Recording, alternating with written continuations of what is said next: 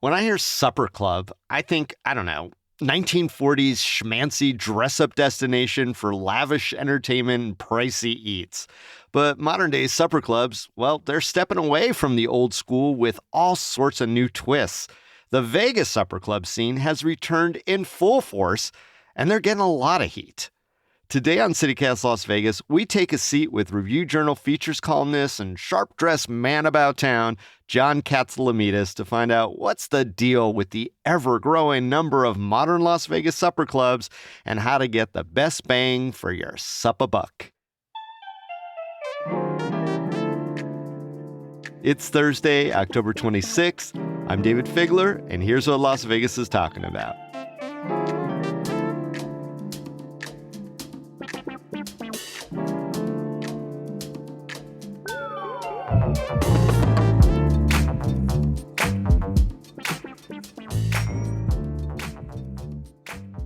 John Katsilometes, Katz of the Las Vegas Review Journal. Welcome to CityCast Las Vegas. Hello, David. It's good to be with you, sir. David with a Y, as I say. That is me. Yeah. Well, I don't want to out you as an old person, but you're a longtime Las Vegan, and you've been involved in the entertainment scene for a while, and that's why we wanted to have you on CityCast today, because we're going to talk about supper clubs, which seems to be kind of everywhere now. Well, let's start from the start there, John. How do you define the modern supper club? It's a place where you can dine paired with an entertainment experience, usually built into the reservation. So that's the short version of it. And do the modern supper clubs differ in any way from, I don't know, the old version that people might think of when they think of old Las Vegas? You know, I think that there's a difference in the sense that some of them have a separate ticket buy with the dinner. We've had over the recent past have had some sort of included a cover charge for the performance and then tacked on dinner. A lot of, in the previous eras, it was common that you would buy dinner or buy the dinner show package all at once. You know, there were two separate charges. Right? Okay. So you just kind of get it all together. Right. And I wonder if there's a difference between old and new with regard to the sort of the social engagement component of it. Because I've read that there is a lot of that supper clubs seem to be maybe more of an interactive with the whole crowd, or are people just going there and keeping to themselves? I don't know, because I haven't been to a modern supper club, I don't think. Yeah, unless you've been, well, the modern ones that we're looking at right now, or the fancy ones, first of all, are places like Delilah in Las Vegas and Mayfair Supper Club, Rouge Room out at Red Rock Resort is a new one that's just come online. Let's look at Delilah, for example, a grand scale supper club.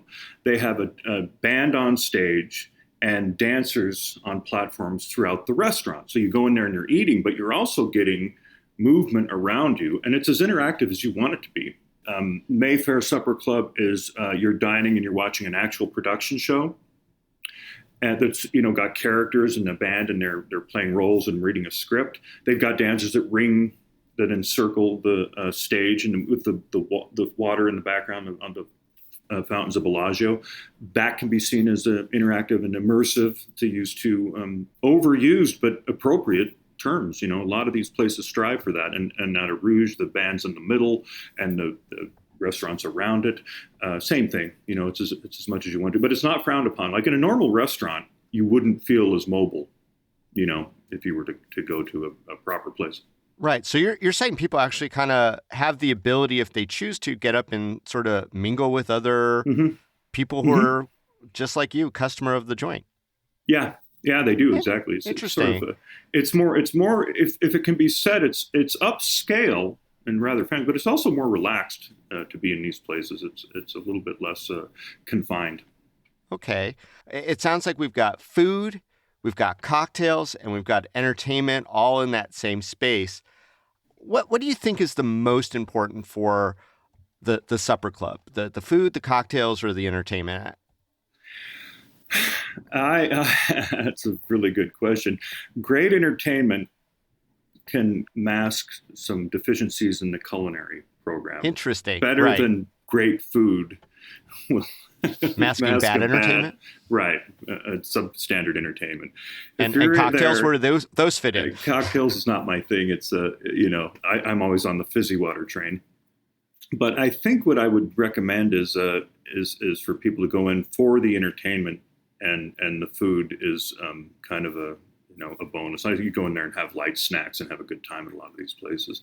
If you want a real dinner, then your focus is going to be on that. But I think the primary objective here is to be entertained. That's my feeling. Okay, so entertainment, finding that top-notch production value or whatever. And I don't want to gloss over it, and I know that you don't imbibe, but certainly I would think, when I think of these kind of joints, that liquor is sort of free-flowing around you. Mm-hmm. Do they pay attention to that? Is that like a afterthought, or are they designing cocktail programs, to your observation, that are sort of going along with the mood of whatever this supper club movement is? That is true, David. You're right. Yeah, and I should make sure that, and when I'm covering them, just make sure that is understood. Like, we have a new place called The Vault at Bellagio that's right behind the cashier's cage, and it's a small room, but their whole thing is about a period cocktail. They give out cocktails that were famous over a particular era and a particular decade that are very well thought out. And their entertainment right now is simply just a DJ in the back of this room. And there are just a few tables, but the food's small. The cocktail program is extensive and well thought out. And the vibe is very cool in there. Very cool. And I'm telling you that it's, if you don't know it's there, you will not find this place. It is a genuine hideaway. There's an unmarked door behind, like I said, the cashier's cage, and behind some table games. And you have to know where you're going. I mean, that almost sounds like an episode, Speakeasy versus Supper Club, the new Vegas frontier, right? I've got friends who say the same thing.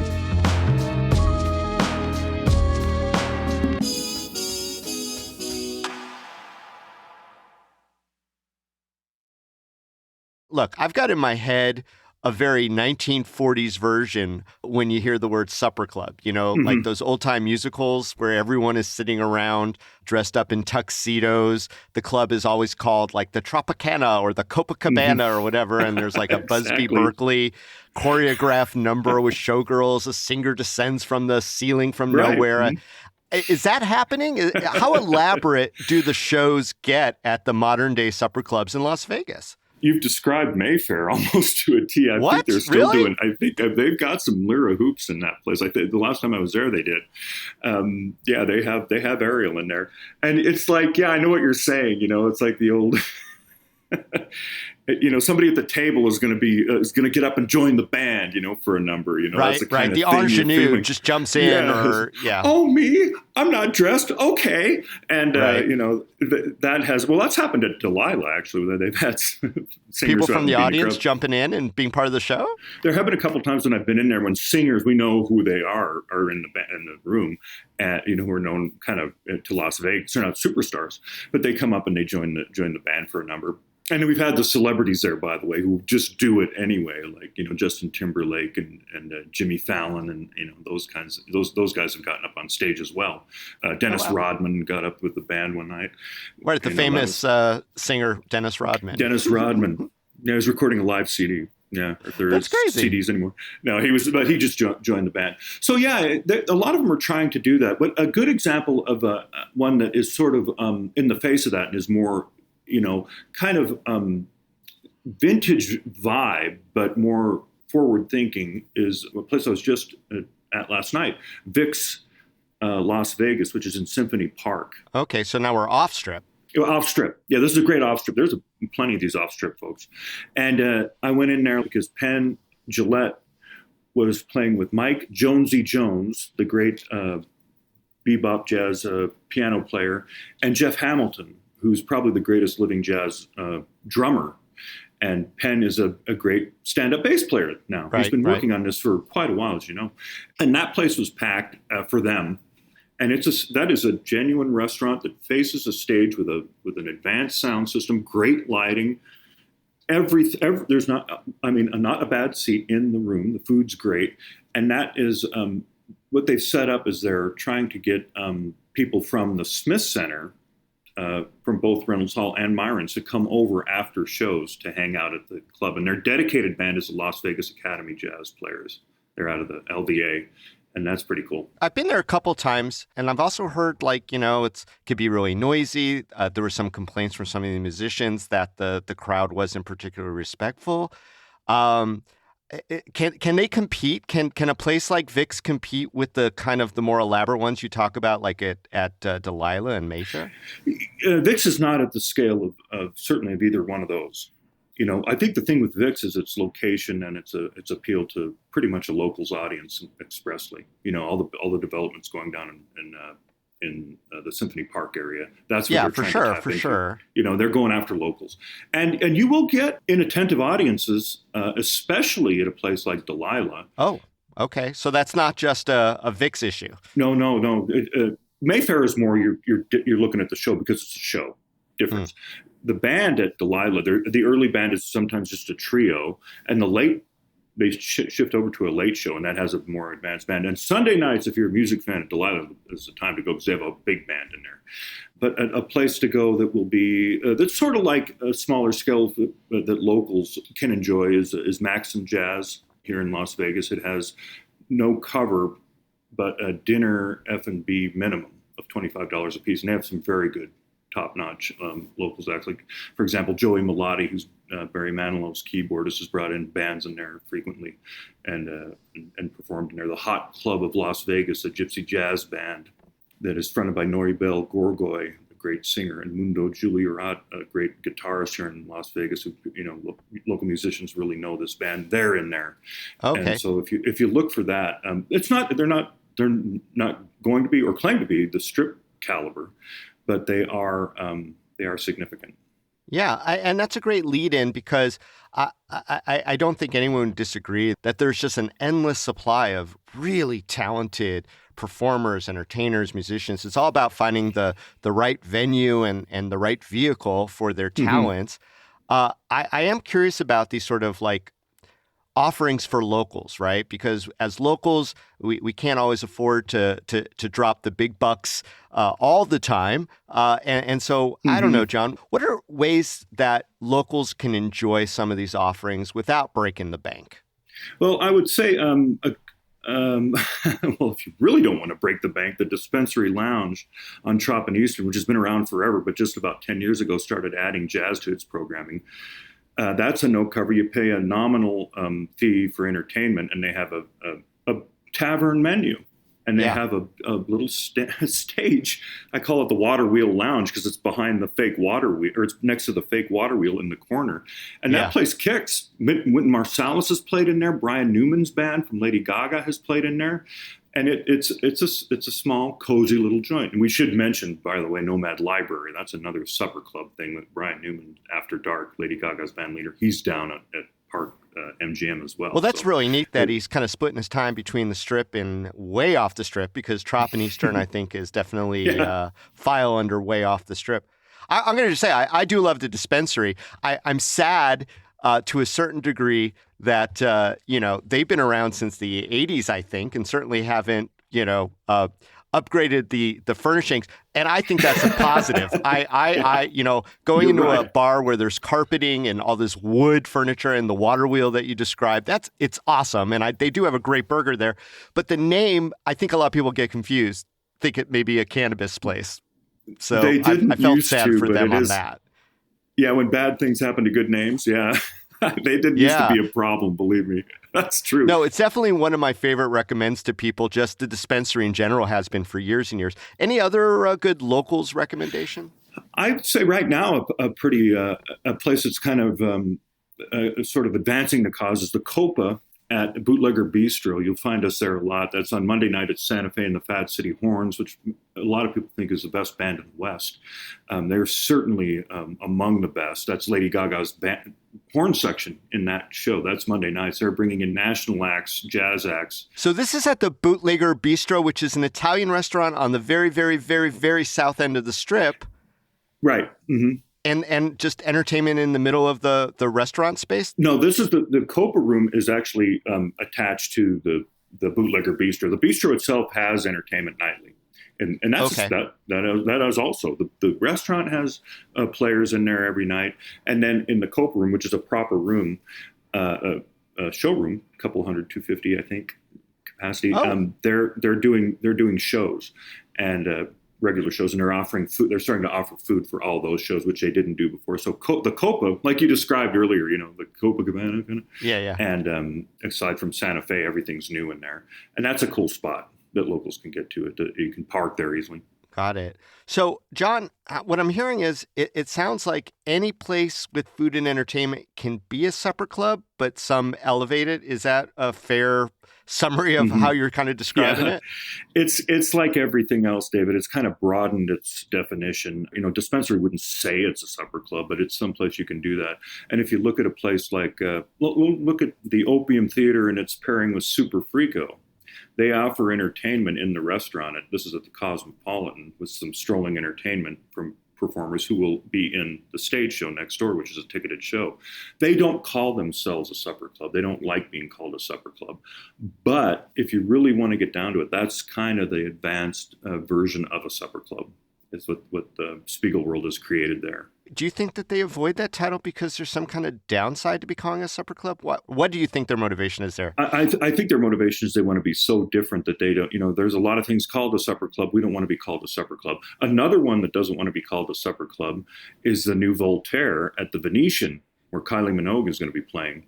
They're going to have food in there. They're going to have an international headliner in there and cocktails in a room that seats about 1,000 people. But this is don't call us a supper club. This is a completely different nightlife experience. That's what their message is, because there's so many places that we refer to as supper clubs. So Sure.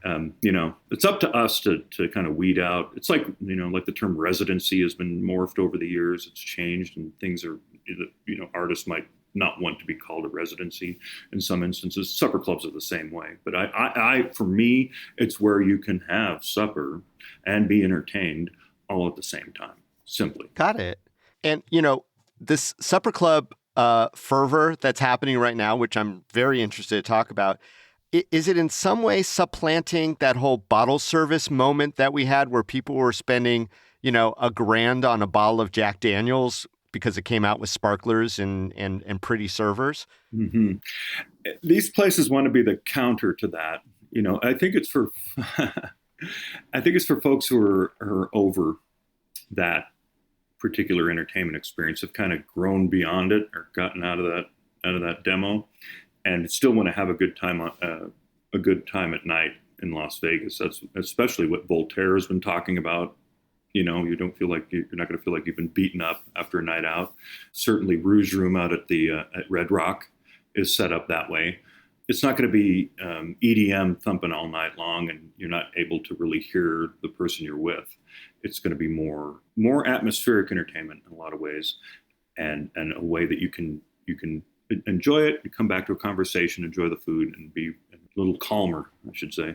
Yeah. So do you think supper clubs are for everyone? I mean, if I'm the stereotypical tourist who's never seen anything like this, and I show up to one of these clubs in, I don't know, Bermuda short and flip-flops, am I going to have a good time? I think you can, yeah, I think you can. There's another place that we should note that fits what you're talking about, David, and it's called the Composer's Show Lounge. And it's being built into the commercial center right now. Now, this is being developed at what used to be called the Nevada Room in the commercial center, which faces Lotus of Siam and faces out toward Sahara as you drive into the commercial center, right? God, it was It's actually been a couple of entertainment efforts that didn't last long at all, to the point where some people think that space might be a little, I hate to use the word, cursed. I think all of Commercial Center you could say that about, but it's now been taken over by Damian Costa, who runs what's called Pompeii Entertainment in Las Vegas, and he also manages Jimmy Kimmel's Comedy Club at Link Promenade and the Duomo at the Rio.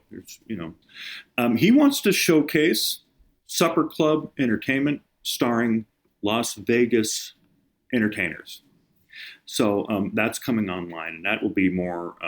It will certainly be more locals friendly and more of a value. I don't know what the price points on everything are going to be yet, but it will not be in the same scale as some of the others we've mentioned previously. And Right. I think if they do it right, and if they can change the trajectory of what's been happening at Commercial Center, and the Clark County Commissioners are very interested in enticing more investment down there.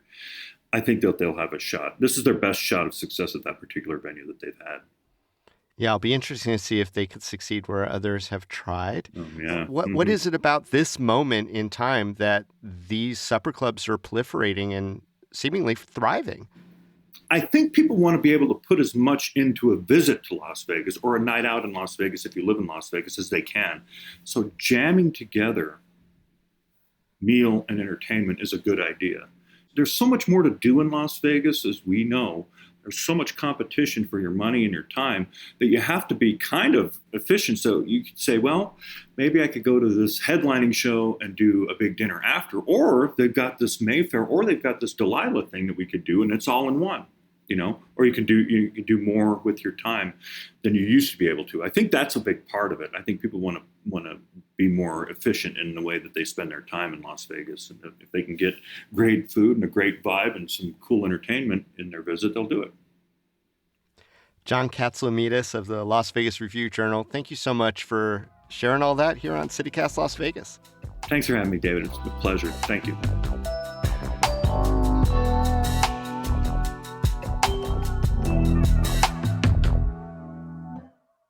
And now for some listener feedback. David Turner has lived in Vegas since 1960 and called in about one of our Red Rock episodes he listened to recently. Here's what he had to say. I do not agree with letting anybody build within the sight line from Red Rock Canyon, and they're already doing it in his site, and I'm opposed to all of this. Thank you for your time. Bye. And another listener texted us about Monday's rerun on why some bands still skip Las Vegas. They wrote in with a suggestion. If you ever revisit this topic, you should try and have some of the buyers who book the low and mid-level acts at the non-strip venues. Thanks, everyone. And don't forget, we love your feedback. So leave us a voicemail or text us at 702-514-0719.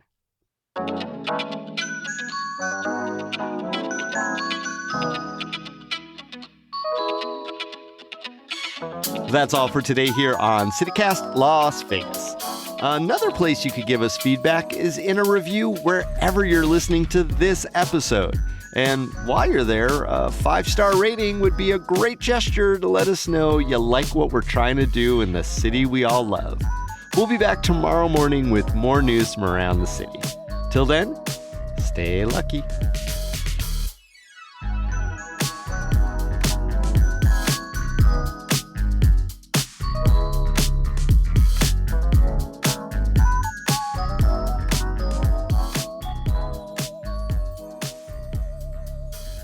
We both have names that make people think. What is going on there? That's that. For sure. David with a Y or why not, as we say. But you got mine right, so thank you. That's not. Lots of practice. Sure.